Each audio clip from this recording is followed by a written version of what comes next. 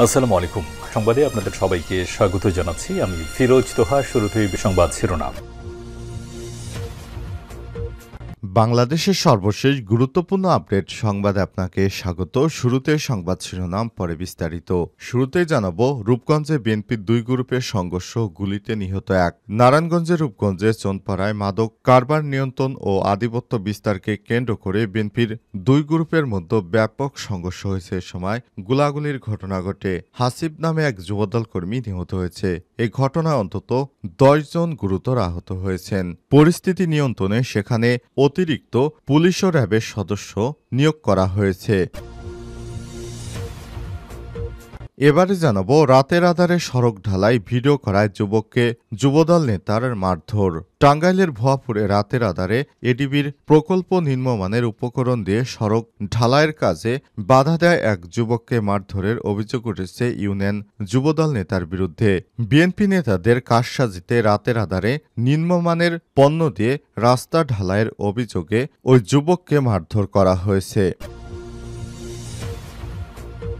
এদিকে ২৪০টি garments group বন্ধের বিষয়ে অনন্ত জলিলকে তথ্য পরিসংখ্যানের উপস্থাপনের আহ্বান। পোশাক কারখানা সংশ্লিষ্ট দেশের ২৪০টি গ্রুপ বন্ধ হয়ে গেছে বলে ব্যবসায়ী অনন্ত জলিল যে দাবি করেছেন তা সম্পূর্ণ মিথ্যা ও ভিত্তিহীন বলে জানিয়েছেন প্রধান উপদেষ্টার প্রেস সচিব শফিকুল আলম।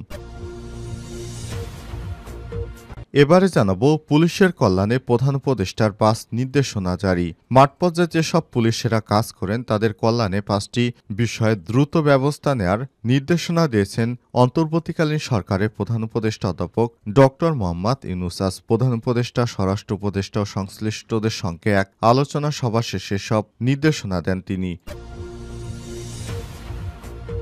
এদিকে পুলিশের হাত থেকে পালিয়ে যাওয়া আওয়ামী লীগ নেতা গ্রেপ্তার। পিরোজপুরের ইন্দুরকান্দিতে পুলিশের হাত থেকে পালিয়ে যাওয়া আওয়ামী লীগের নেতা ও বিস্ফোরক মামলার আসামি মোহাম্মদ হেলাল খান ৪৫কে গ্রেপ্তার করেছে পুলিশে। উপজেলার বালিপাড়া ইউনিয়নের ১ নং ওয়ার্ড আওয়ামী লীগের সাধারণ সম্পাদক ও সাইদখালী গ্রামের সাত্তার খানের ছেলে।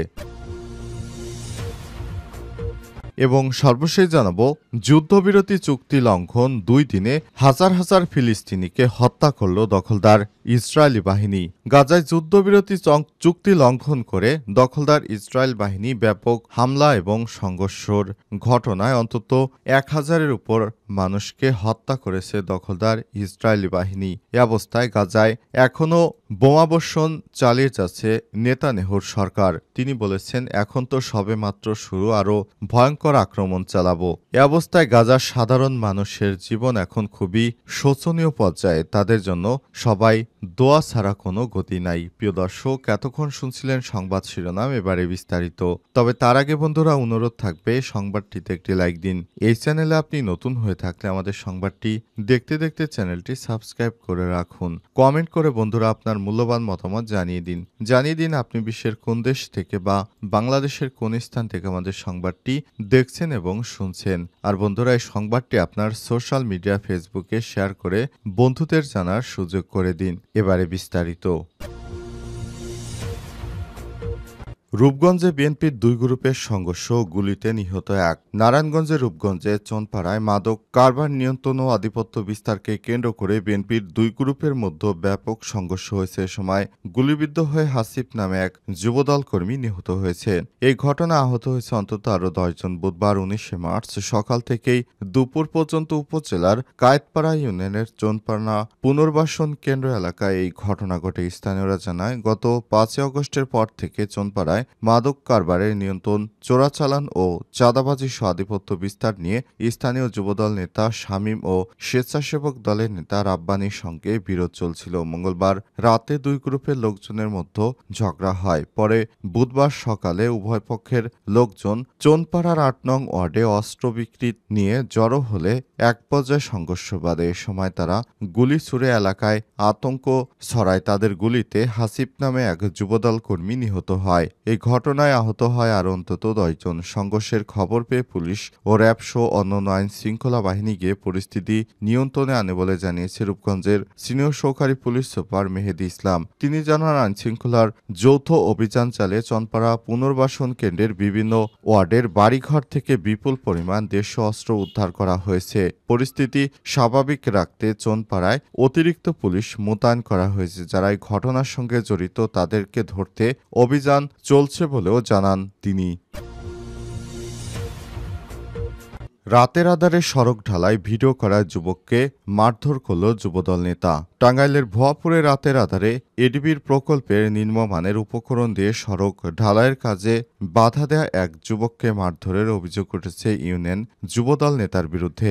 এর আগে ওই ঢালাইয়ের ভিডিও করায় যুবককে মারধর সহ স্থানীয়দের হুমকি দেয়া হয়। মারধরের শিকার রেজাউল করিম উপজেলার ফলদা ইউনিয়নের মাইজবাড়ি গ্রামের বাসিন্দা। মঙ্গলবার 18 মার্চ রাতে আনুমানিক 8টার দিকে ফলদা ইউনিয়নের মাইজবাড়ি এলাকায় ঘটনা ঘটে। জানা যায়, উপজেলার ফলদা ইউনিয়নের মাইজবাড়ি এলাকায় 300 মিটার একটি রাস্তার কাজের দায়িত্ব পান গোপালপুর উপজেলা আলমনগর এলাকার ঠিকাদার মোতালেব হোসেন দুলাল। নির্মাণাধীন রাস্তাটি স্থানীয়দের যুবদল নেতা ইসাক আলীর সহায়তায় রাতের আধারে নিম্নমানের উপকরণ ব্যবহার করে তড়িঘড়ি করে ঢালাই দেওয়া হচ্ছিল। এ সময় স্থানীয়রা বিষয়টি দেখে বাধা দিলে যুবদল নেতারা উত্তেজিত হয়ে ওঠে। এ সময় ভিডিও ধারণ করায় রেজাউলকে মারধর ও স্থানীয়দের বিরুদ্ধে মামলা করার হুমকি দিয়েছে বিএনপির নেতা। স্থানীয়রা জানায়, নিয়ম বহির্ভূতভাবে রাস্তায় নিম্নমানের কাজ করছিলেন। বিষয়টি প্রশাসনকে জানালেও কোনো ব্যবস্থা নেওয়া হয়নি। উচ্চ টর্চ লাইটের মাধ্যমে তড়িঘড়ি করে কাজটি শেষ করে রাতেই ঠিকাদার চলে যায়। এছাড়াও স্থানীয়দের 24 ঘন্টার মধ্যে পুলিশদের ধরে দেওয়ার হুমকি দেয় যুবদলের দুই নেতা।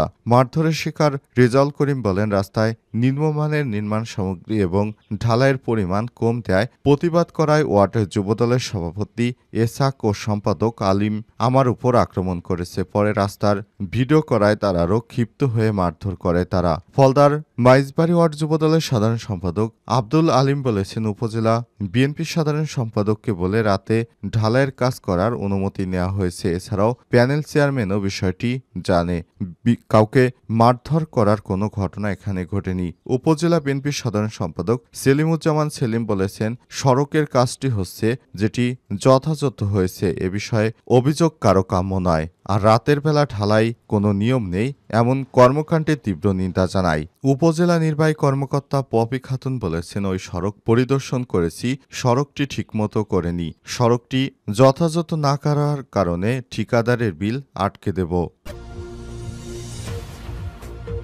240টি গার্মেন্টস গ্রুপ বন্ধের বিষয়ে অনন্ত জলিলকে তথ্য এবং পরিসংখ্যান উপস্থাপনের আহ্বান। পোশাক কারখানা সংশ্লিষ্ট দেশের 240টি গ্রুপ বন্ধ হয়ে গেছে বলে ব্যবসায়ী অনন্ত জলিল যে দাবি করেছেন তা সম্পূর্ণ মিথ্যা বলে জানিয়েছেন প্রধান উপদেষ্টার প্রেস সচিব শফিকুল আলম। বুধবার 19 মার্চ রাতে তিনি তার ভেরিফাইড ফেসবুক আইডিতে সব কথা বলেন। শফিকুল আলম বলেন, অনন্ত জলিলের সরকার থেকে কিছু সুবিধা আদায়ের চেষ্টা করার আগে সঠিক তথ্য জানা উচিত। পোশাক কারখানার 240টি গ্রুপ বন্ধ হয়ে গেছে তার যে দাবি তা সম্পূর্ণ মিথ্যা এবং ভিত্তিহীন। পোশাক কারখানার 240টি গ্রুপ বন্ধ হয়নি।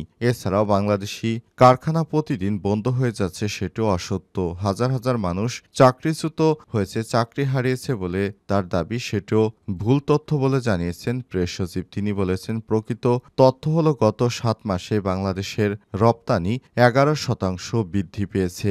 স্থানীয় প্রশাসন ও শিল্প পুলিশ রিপোর্ট অনুযায়ী এই সপ্তাহে গাজীপুর, আশুলিয়া ও সাভারে প্রায় 99% কারখানা খোলা ছিল।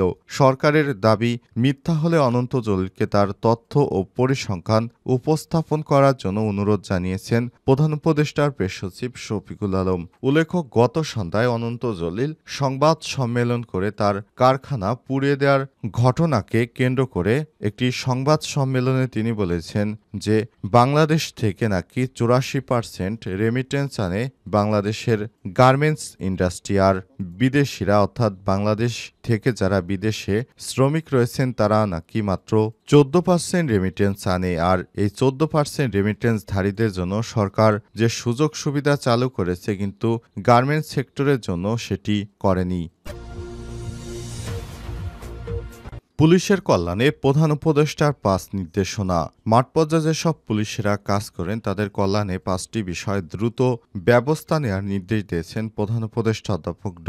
মোহাম্মদ ইউনূস। বুধবার ১৯শে মার্চ প্রধান উপদেষ্টা, স্বরাষ্ট্র উপদেষ্টা এবং সংশ্লিষ্টদের সঙ্গে এক আলোচনা সভায় তিনি এসব নির্দেশনা জারি করেছেন। প্রধান উপদেষ্টার প্রেস উইংয়ের পাঠানো এক বার্তায় তথ্য জানানো হয়েছে। এতে বলা হয়েছে, প্রধান উপদেষ্টা গত ১৭ মার্চ মাঠ পর্যায়ে পুলিশ কর্মকর্তাদের সঙ্গে একটি সভায় অংশ নেন। সেদিন অনুষ্ঠানে কর্মকর্তারা তাদের সুবিধা ও অসুবিধার বিষয়ে প্রধান উপদেষ্টাকে জানান। এসব সমস্যা সমাধানে কি করা যেতে পারে তা নিয়ে আলোচনা সভা অনুষ্ঠিত হয়েছে। এ সময় প্রধান উপদেষ্টা তৃণমূল পর্যায়ে যেসব পুলিশেরা কাজ করেন তাদের কল্যাণে কয়েকটি বিষয় দ্রুত ব্যবস্থা নেওয়ার নির্দেশনা দিয়েছেন। এগুলো হলো: ১. ঝুঁকি ভাতার প্রচলিত সিলিং তুলে দেওয়ার বিষয়টি বিবেচনা করা, পুলিশের জন্য নতুন ৩৬৪টি পিকআপ এবং ১৪০টি পিজন ভ্যান কেনার উদ্যোগ নেওয়া। ৩. পুলিশের চলমান নির্মাণ প্রকল্প যেগুলোর কাজ ৭০%-এর নিচে সম্পাদিত হয়েছে সেগুলোর অর্থ ছাড় করা। ভাড়াকৃত ভবনে অবস্থিত ৬৫টি থানার জমি অধিগ্রহণের জন্য অর্থ ছাড় করা। ৫. পুলিশের এসআই ও এএসআই ব্যাংকের র্যাঙ্কের মোটরসাইকেল কেনার জন্য সুদমুক্ত ঋণের বিষয়টি বিবেচনা করা। প্রধান উপদেষ্টা জানান, কর্মসম্পাদনের ফলাফলের ভিত্তিতে জেলা পুলিশকে শ্রেণীভুক্ত করে যাদের পারফরমেন্স অপেক্ষাকৃত কম তাদের কর্মক্ষমতা বাড়ানোর ব্যবস্থা গ্রহণ করতে হবে। শান্তিপূর্ণ নির্বাচন অনুষ্ঠানের জন্য পুলিশের প্রস্তুতি ও করণীয় সম্পর্কে এখন থেকেই উদ্যোগ নিতে নির্দেশনা দেন প্রধান উপদেষ্টা।